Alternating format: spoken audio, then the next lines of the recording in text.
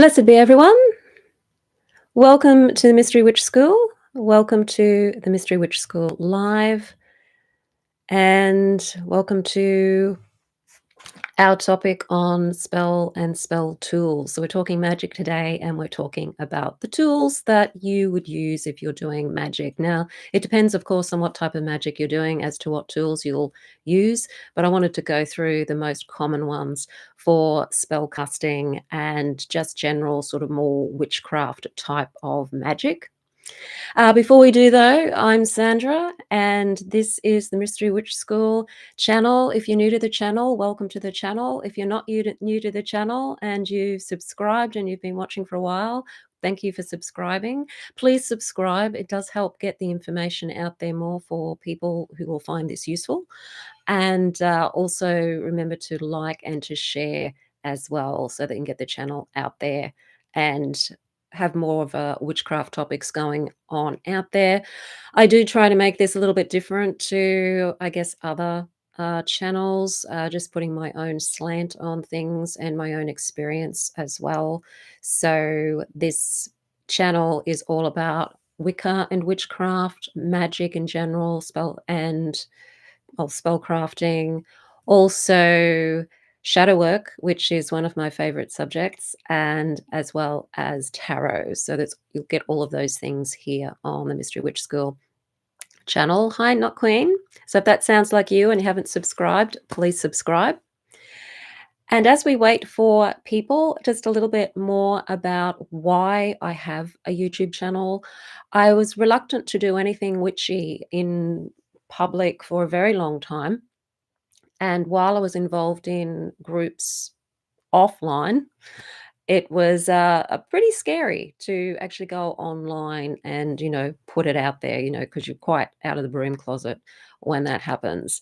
But I found that for me personally, when I was coming back to the craft after having left it for a few years, just going on YouTube, and this is back in the early days of YouTube around 2006, 2010, it was just good to listen to other people talk about it and what their experiences were and those sorts of things. It just helped me feel like, I was part of a community again, and that there were other people out there that also shared what I was doing as well. So, YouTube is a place where you can find people of like mind.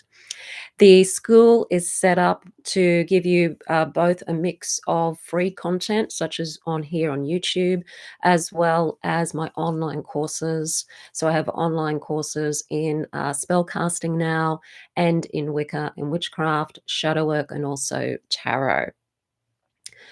Okay. Hi, Lewis. How are you?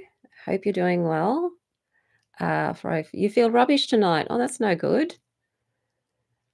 Okay. Ona Safura? Everyone, good morning from Malaysia. Awesome. Okay, so we've got lots of people here. Wonderful. Now, I do have a free spellcaster checklist. So if you want to become a great spellcaster and you're just looking for some tips and some things to tick off as you're planning your spells, and you want to know how should I approach my spell crafting, there's a free PDF. It's called the Spellcaster Checklist. I've just recently updated it, like last week.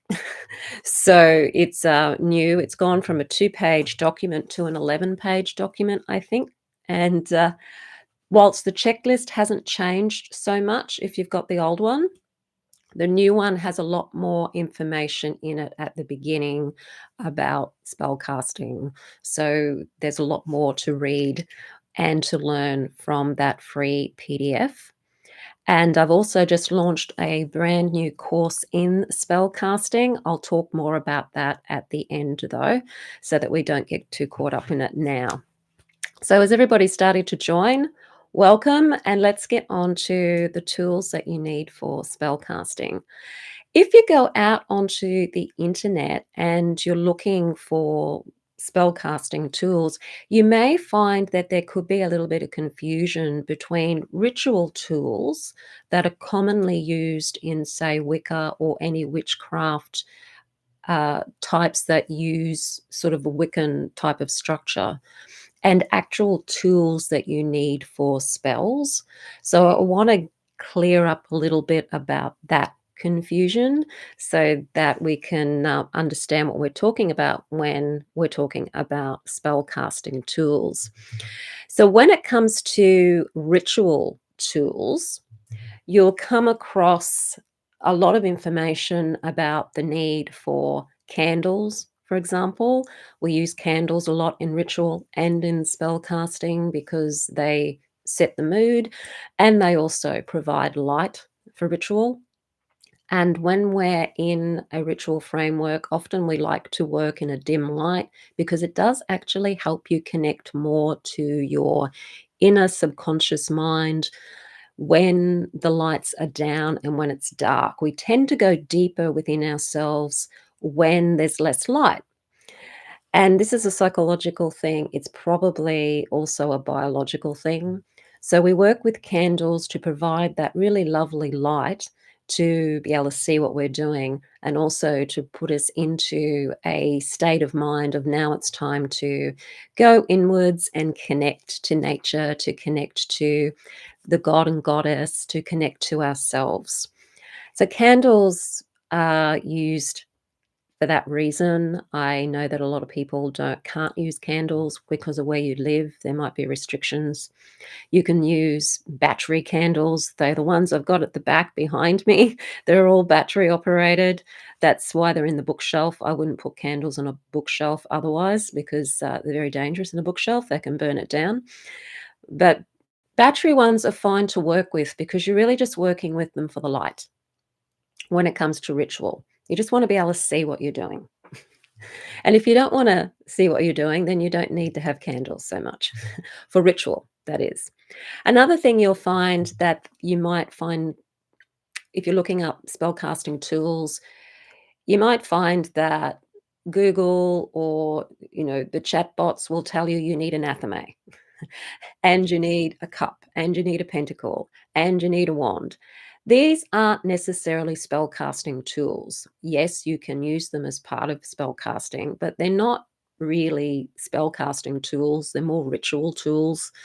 So you don't need any of that to cast a spell.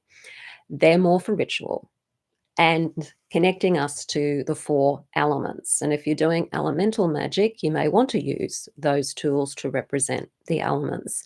So an athame is the dagger. It's a double-edged sword, but in a very, very short form. And it tends to be double-sided, although I do know people that don't use double-sided ones, but traditionally they're double-sided. Traditionally, they're made of steel. And they're used to cut through energy and also to project energy. Often we'll cast a circle using the athame or using the wand. The wand is another tool representing the element of fire, whereas the athame represents the element of air. We've got the cup or chalice, which represents the element of water. We may put water in the cup during ritual to bless the water, or put wine in the cup and offer that as an offering to the god and goddess. And for those that are very more traditional Wicca, the wine in the cup it's a symbol of life. And there'll be a ritual where you put the dagger in the cup of wine, and that is a symbol of the creative process of the masculine and feminine energies. But they're used mostly for ritual, although a lot of people like to charge their talismans or charge a candle with a wand, for example, or you may want to use a athame in a spell if you're banishing something, for example. So they can be used, but they're not so much commonly used, particularly if you're looking at spell books and recipes in spell books. Often you'll find you'll need an incense burner. You don't necessarily need that either. We use it in ritual again to put us in the mood, to attract energy that is of a high vibe nature. We work a lot with frankincense, for example, myrrh, those kinds of traditionally, spiritually oriented incenses that help us connect to our psychic nature and to raise the vibration of the space and to cleanse the space. So, incense is used a lot for cleansing, preparing the space, cleansing the space, and removing any energy that you don't want or to transform that energy into something positive. They're kind of spell casting tools in that when you first do a spell, you want to make sure that you are in a energetically clean space and a physically clean space. You don't want to be attracting any negative energy when you're opening up to do spell work. So we cleanse usually with incense or salt water, and that's why we have those implements. And your Book of Shadows. That's useful for spell casting too, because it's probably got your spells in it, or a spell book if you have a separate spell book or you use commercial spells. But when it comes to spell casting, here are the sorts of things that you're likely to find. Now, I've just recently, as I said before, created a new course called The Witch's Guide to Magic. And in that guide, I've created about 20 different spells for 4 different areas of magic. So, love and relationships, money and success, protection magic, and healing and wellness magic. And in that course, as an example, I have candle magic. I've got spells that use jars. I have spells that use pouches. I have spells where you would use an object as a talisman or as an amulet. So I tend to use really basic things in that particular course because that course is there to get you becoming really good at spell casting itself. So you can really focus on how to cast a good spell. The spell recipes are all there for you, so you don't have to go creating your own. It is about this is how you apply yourself to spell casting to get the results that you want. So I've used candles, which are pretty traditional in magic. Why do we use candles? Because they create that atmosphere. They carry off the energy through the flame. You can project your intention into the candle, and as the candle burns down, the intention is being released into the universe. So it has a very beautiful symbolism. It's a very old method of magic. And in modern candle magic, we work with color. But traditionally, when there was no color, there was only the beeswax candles, then you would just use a plain colored candle. But they're a pretty common thing, and if you go to any spell book, you will find there's a lot of candle magic in there. There's a lot of there's even books on candle magic, and it is the most popular form of magic out there, and I would have to say it's probably my favorite type of magic as well. So that's why I've included it in The Witch's Guide to Magic. Another thing that you will find that's pretty common in spell casting is the use of herbs. The herbs have an energy that they resonate at a certain frequency. We know that herbs are great for various different healing, so different ailments, different herbs can help with that ailment. They can help cure various different ailments. The vibration of the herbs also work magically. So, whatever they do on a physical level for healing, they can also do on a magical level as well. And we call that correspondence.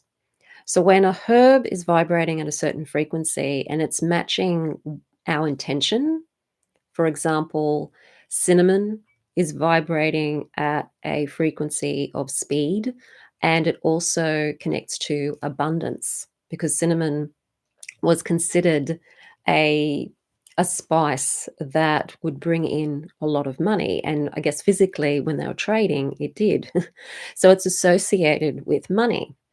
So if you're doing a money spell, cinnamon is a great spice to use because it's connected to that energy of money. And when you charge up, say, your candle and you roll it in cinnamon, you're going to amplify the intention that you've put into the candle.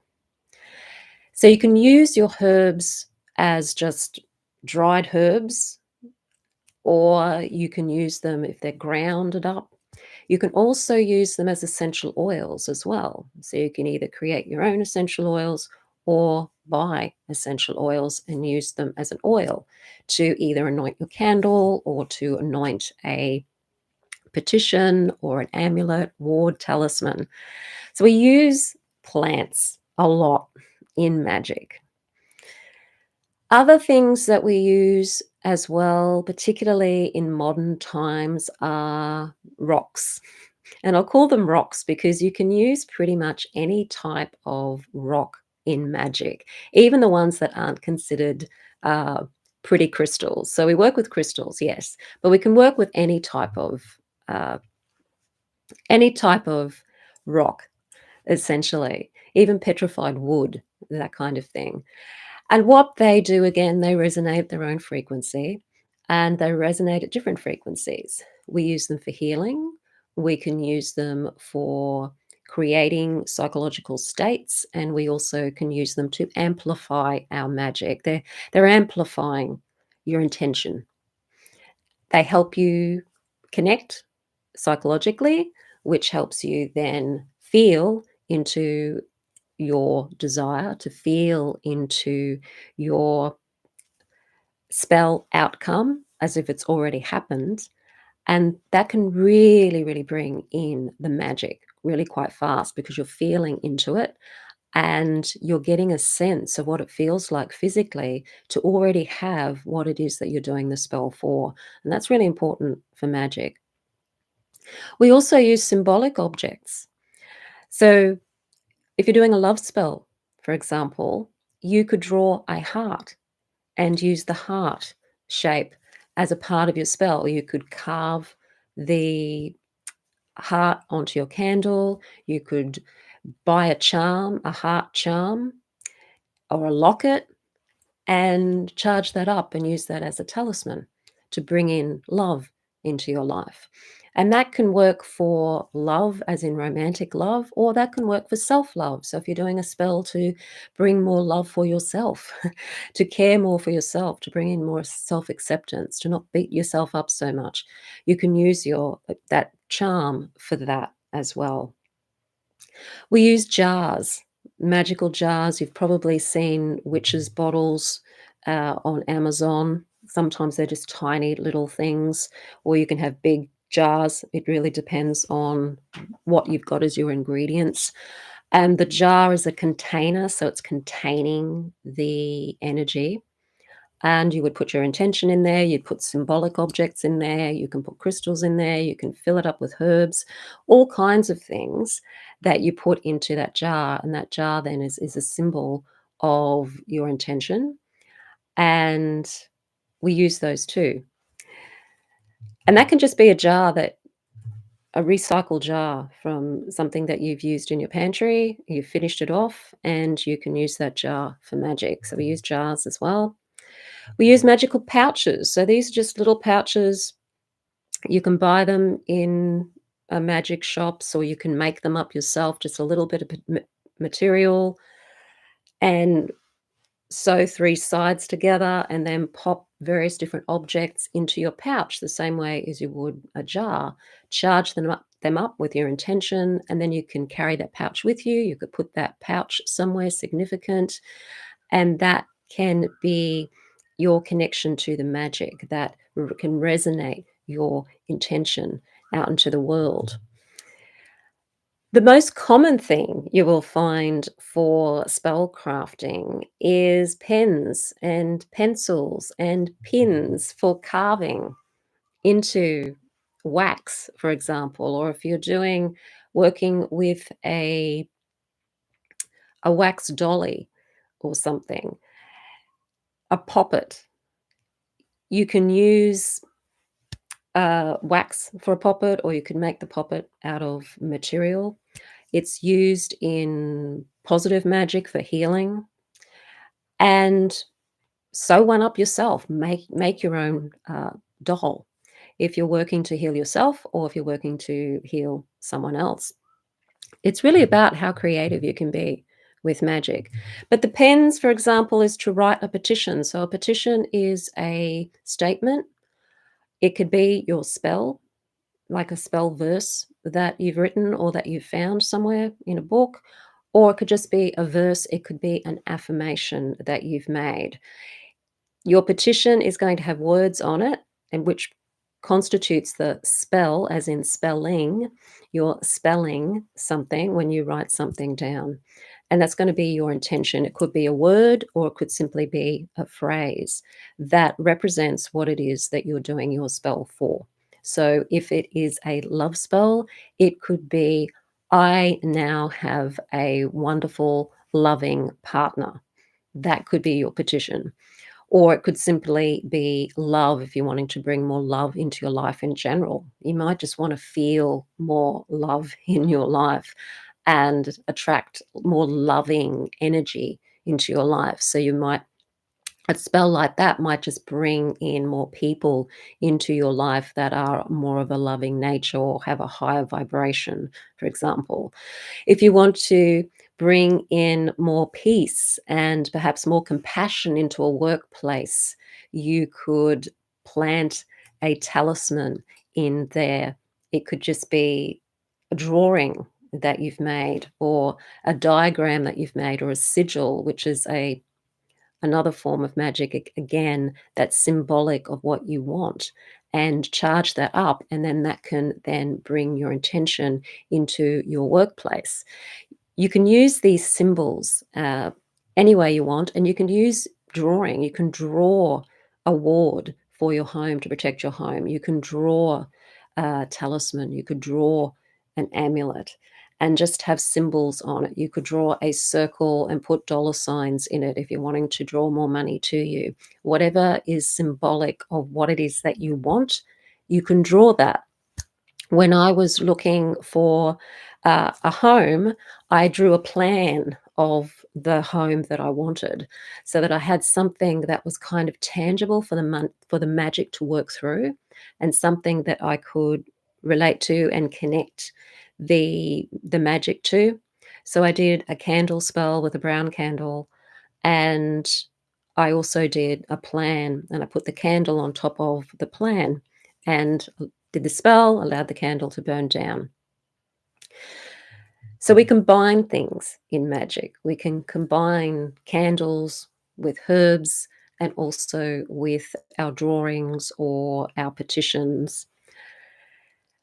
Cotton is another thing that you'll probably use in magic as well. This could be to sew up your magical pouches, or this could be if you're doing any kind of binding magic where you're wrapping a petition, and if you're binding somebody from harming you, for example, or harming somebody else, you can put their name on a piece of paper, roll the paper up, and then bind it with some cotton, and that will stop that person from harming that person or yourself in some way. It doesn't hurt the person that you're binding, it just stops them from being able to harm you. Cotton can also be used if you're wanting to get into color magic and you're wanting to make things. So maybe you like to sew, for example, and you want to sew something that's magical to wear at certain times, or you want to embroider something into a handkerchief or something that you can take with you. If you're really into that kind of thing, you can use all sorts of materials to embroider your spell into something that you can take with you, or you can give as a gift to somebody if you feel that they need something, some help in some way. If you're doing a healing spell, for example, you could have a healing talisman that's actually something that you've made that is something that they can carry with them or wear, or something like that. Cords, we use cords for cord magic. So this is where we knot things and we put our intention into each knot that we that we're doing. There's a typical 9-knot spell. I have a copy of that on YouTube. I might try to put a link to it if I remember. That each time you tie the knot, you're solidifying your spell. You're tying that spell, that intention into the cord, and then you can either put that cord somewhere or you could wear it around your wrist. It really depends on what you want to do. But we do use cords, and we often use colored cords because colors have significance as well. Fabrics, if you are, again, into sewing, if you want to make things, then you could have different colored fabrics for different types of magic. So if you're working with love magic, you could have red or pink fabric for making a pouch.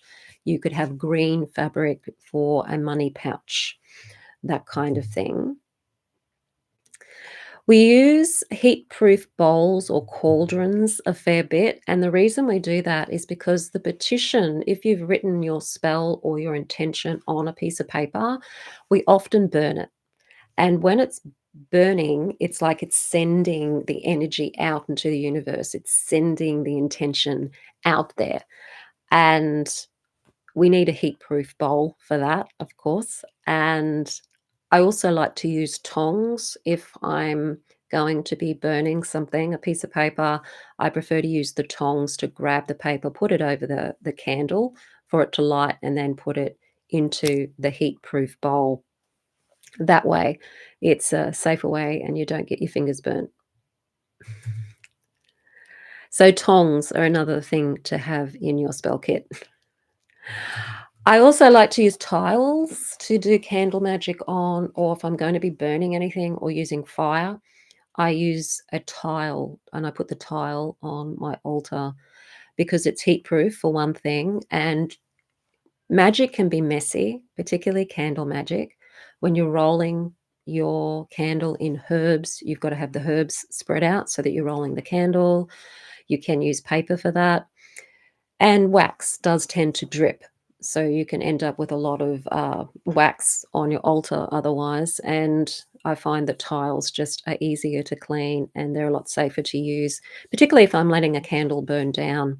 I like to make sure that it is safe for it to burn down. So I usually burn it down either in my cauldron on top of a tile. Okay, blessings from Scotland. Awesome. Okay, hi Swak Fan. Hi Teresa. Hi Maeve. Hi Shane. Hi Elza and Bree and Raspberry Moon. Okay. Do you have favorite types of magic? Let me know in the comments if you have a favorite, like is candle magic, sigil magic, or maybe it's just all magic that you like to use. Let me know. But they're the basic tools of magic. And the most important thing of all is you. You are the most important part of the magic. So if you don't have even a pen and paper, if you don't have candles or you can't use candles or you don't have a lot of money to be spending on crystals and herbs, you have yourself. You have yourself. And you're the one who is putting the magic out there. It's coming from you. It's not coming from the candle. It's not coming from the herbs. It's not coming from the crystal. It's coming from you. You're the powerful person that is doing the spell. And when you put yourself into a state on your imagination where you're imagining, you're experiencing your desire. So say you're doing a spell because you'd like to go on a cruise. You'd love to go on a cruise, and so you're doing a spell because you don't know how else it's going to happen. You don't know whether you should do a spell for the money or do you do a spell for the cruise itself. So the place to start is to put yourself on the boat, okay? Put yourself on the ship. What are you doing on the cruise? What sorts of things are you going to be doing there? Imagine that you're on the cruise, you're in the middle of the ocean, you're looking out, you can smell the salt in the air, you can hear the sound of the ship, you can hear the people. Put yourself in that imaginative state where you are experiencing that And just allow yourself to do that for a few minutes. It doesn't have to be for very long. It could be for 60 seconds, it could be for 2 minutes. You don't need to be in it very long. But if you can just feel it as if it's really happening, smell the salt air, feel yourself on the ship. Imagine that you're on the ships. Whenever you think of it, imagine you're actually on the ship. That is the most powerful aspect of magic. And you don't need a single tool to do that. You just need your imagination to imagine that you're in a place doing something that you're not actually doing in so-called reality. So you can close your eyes and do that. And whenever you think of wanting to be on the cruise, you put yourself on that ship in your imagination. And that is a very powerful form of magic. When you come to do your spell, you would put yourself in that state again through your imagination. You might want to experiment to just see how powerful your imagination is. You could put yourself back into a memory that a really great memory where you felt really, really good. And you'll notice that if you put yourself back into that memory, your nervous system is going to respond to that memory. Just the same as if you put yourself back into an unpleasant memory, your nervous system is going to respond to that. You can imagine yourself in a scenario, and this is for people that do a lot of worrying, where you're worrying about something happening. So you tend to let the mind wander and you imagine certain things happening, catastrophic things happening. Your nervous system will start to react to that. So if you can put yourself into a state of imagining good stuff happening, your nervous system will respond to that. And it's your nervous system and the energy of the emotion that actually puts it out there to the subconscious mind and puts it out there to the universe. So that's where the most powerful aspects of magic are. It's not in the tools, it's not even in the spell, it is actually in you. So you don't need a tool at all to do that. Okay. Blessed be, is charging a crystal in sunlight just as effective as charging in moonlight? Yes, you're charging it with the solar energy, so that's the sun's light that you're charging it with. So it's going to have a solar energy. It's going to have more of a fire energy to it. Whereas if you're doing it under the moonlight, it's going to have more of the lunar energy, more of a watery energy to it. So it really just depends on what you're using your crystal for. The only problem with the sunlight is that a lot of crystals, particularly the quartz crystals, will fade if you put them in the midday sun. A lot.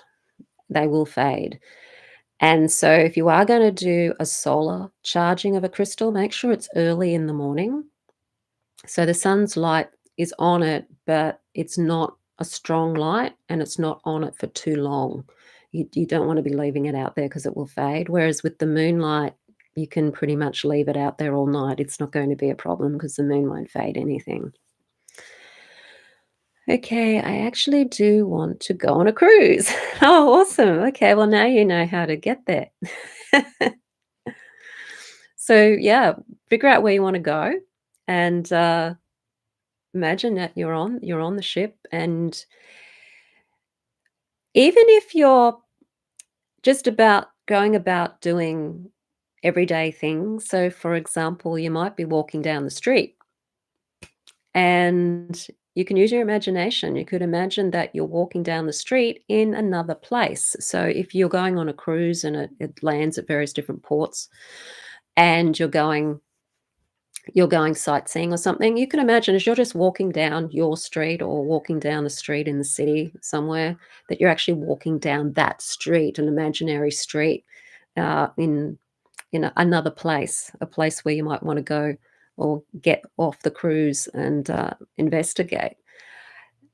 Use your imagination whenever you can. And that will help you when you come to do your spell, because you'll be so used to imagining it by the time you get to do your spell that when it comes to doing your spell, you won't have to fumble about trying to get into the feeling of the wish fulfilled. Okay, if you have Kids Carnival, and if you don't, if you have kids carnival, and if you don't, definitely virgin. Okay, I didn't quite get that. I don't get that one, sorry. Okay. What else is there? Cool. When it comes to your magic, I know that a lot of books will have all sorts of different recipes, and you may find that you don't have all of the tools that they're suggesting in the recipe. That's where it's good to have a list of the different herbs and what different herbs correspond to, what different crystals correspond to, so that you can substitute them for something else. If you don't have the herb and you don't even have a substitute, just don't use it. Just use the candle spell. Just use the candle. You don't have to have everything in a spell recipe. The recipe's been put together because it's going to have a particular flavor, I guess, like a culinary recipe does. And when you do change a herb, it's going to change the flavor. It's going to tweak the flavor a little bit of the spell, but it's not going to create major differences. Your intent's probably pretty focused on a particular thing. So don't be too concerned if you don't have all of the herbs or the crystals or what's written in a spell. I've noticed that a lot of more modern day spell books are actually a lot more simple these days, which is really helpful. You don't need to have a lot of things. In the Witch's Guide to Magic, I have just made the spells really simple, so you could add to them if you wanted to add more stuff to them, or you could just even take away some of the things. I focused on trying to blend at least one crystal with a couple of herbs and candles and blend them together. But if you don't have crystals, for example, or you don't like working with them, you don't have to use them at all.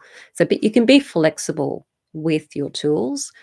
The ones that you do use, make sure that you're enjoying using them and that it is helping you get into the feeling of the wish fulfilled. You can do magic on uh, a low budget. You don't need to have a lot of stuff or import um, herbs that are difficult to obtain. Okay, can you explain about the cotton again? So with cotton, there's a few different things. So if you're doing a binding spell, for example, to stop somebody from harming you, and you can just get a piece of paper, some red cotton or some black cotton, and put the name of the person on the piece of paper, then roll the paper up away from you, and then wrap it in the cotton as you say, I bind you, blah, blah, blah, from harming me or whoever it is you're binding them from harming. And that's stopping that person. It's like you're tying them up from being able to harm you, as you would physically. If somebody was trying to harm you and you had the opportunity to stop them, you would, and that was your only option, was to tie them up, then you would tie their hands together or something like that to stop them from harming you. It's the same thing. It's symbolic. So anything you do in real life, in magic, you're doing a symbol of that. You're making it symbolic. Another thing you can do with cotton is do an unbinding with cotton. So if you feel that somebody has maybe bound you, for example, or you're binding, you find you're bound to something like a habit or something that you don't want, you can use cotton and a candle to represent the breaking of the bind. So you'd have the cotton between your fingers, and then you just put it over the can on top of the candle, and then it breaks. And that is a symbol of the breaking of the bind.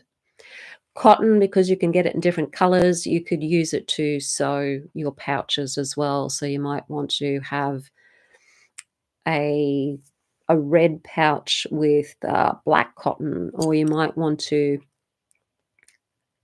combine yellow cotton with a green pouch if you're looking at money, and the yellow aspect is bringing in success.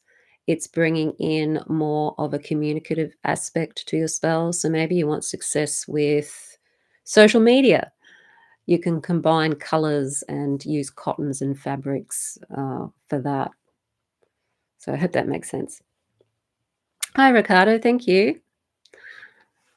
Okay. Anybody else got any more questions? While I just wait, I'll just tell you a little bit more about the Witch's Guide to Magic. Uh, oh, here we've got another question. Thank you all for contributing to the world. Thank you for existence. Thank you, DNA. Thank you very much for that. Never heard of that one before. Or again, it's using your creativity. If you can think of something that's symbolic of what it is that you want, then you can incorporate that into your magic. Exactly. So, with the Witch's Guide to Magic, it's there to help you cast successful spells for love, for money, for wellness, and for protection.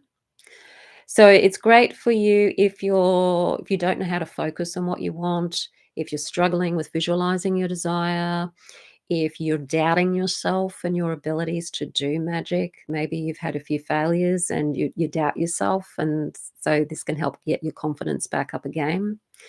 It's great if you're feeling overwhelmed by a lot of the information and tools and correspondences out there, and even some of the ritual procedures of some spells out there. It's good if you're having trouble setting clear intentions for your spells. And if you're finding ritual preparation or you're gathering tools, creating sacred space a challenge, then this is good for you as well, because I teach you how to do that. I teach you how to create a sacred space. I teach you how to focus on your desire, how to visualize your desire using all of your senses. So if you're not great at visualizing, then you can use your other senses to do that. It doesn't have to be visual. It can be tactile, it can be auditory, and we want to use as many of them as you can. It'll teach you how to set clear intentions and focus. The correspondences, they're already there in the spells. I've also got a list of different crystals and herbs you can use if you don't have the ones that are in the spells. The ones that are in the spells are ones that you can find pretty easily from the supermarket. So I've made them very, very accessible. And use all of this to be able to attract a soulmate, achieve financial success, to psychically protect yourself from harm. So, magical defense is in there as well. Enhancing your well being, to use in conjunction with other treatment that you might be going through if you're doing healing, those sorts of things. And so, the course gives you the personalized guidance. It does give you detailed explanations, step-by-step instructions, and if you have any questions, you've always got me to ask, because there is a discussion form at the end of each module where you can type in any questions or anything that you have. So it is a 5-module course, and you don't have to do it in any particular order, because the modules are based on either love and romance, or money and prosperity, or health and wellness, or protection and defense. It's just the first module you have to watch first, because it gives you all of the information you need to be able to do the magic. And I've divided it up into the different types of magic because they are different.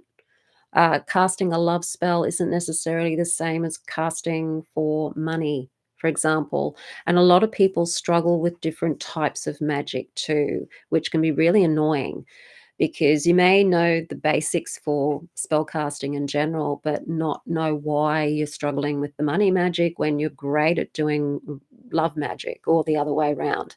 And so by going into the module that you're struggling with, you'll find out why you're struggling with that particular type of magic, and what to do about that as well. I've also incorporated some techniques in there that you can use to get rid of any blocks that you might have within yourself and your own belief system that's stopping you from being able to have a successful love spell or a successful money spell or success spell or whatever it is that you're doing. Okay, so that's a witch's guide to magic. So I'll just pop that in the chat as well. You can find the links to the spellcaster checklist and the witch's guide to magic in the description field below this video, and all of my other things in the information below the video as well. Okay, so how do we schedule a tarot reading or guidance session? So there's a link underneath this video. There's a link for a tarot session. I'm just going to see if I can grab one and stick it in the chat. But if you look below the video and scroll down, you'll find that there is a tarot coaching booking form, and just click on that and just fill it out and it will come to me. I'll just pop that in there as well. So that's it here. Yeah. Or if you can't find it, just email me, sandra@mysterywitchschool.com. Okay. Thanks, Brandy. Okay, everyone. So thank you very much for joining today. I hope that you got a lot from it. I really enjoyed doing these, and I'd love to see you in Mystery Witch School. And next week there will be another live. Yes, there will be at the same time, same place. Have a wonderful week, and we will see you next week. So blessed be.